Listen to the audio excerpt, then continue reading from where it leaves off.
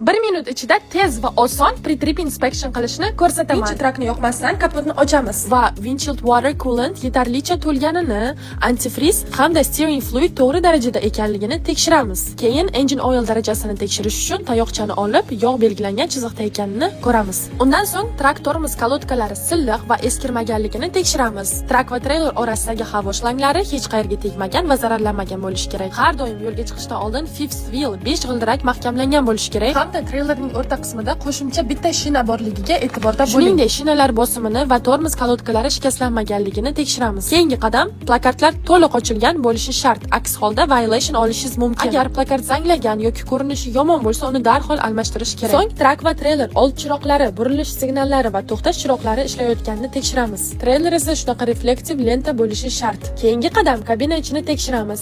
Dashborddagi signal chiroqlari va ogohlantirish belgilariga e'tibor bering. Agar muammo bo'lsa, uni darhol tuzatish kerak. Keyin trak va treyler tormozlarini ketma-ketlikda yaxshi ishlayotganini tekshiramiz. Oxirgi qadam, windshield, highway va shahar horni, ya'ni signalizatsiyasi ishlayotganini tekshirib, samsara kamerasi yoqilganiga ishonch hosil qilamiz. Shu bilan pre-trip inspection tayyor. Man qilib bildimmi? Siz ham albatta uddalaysiz.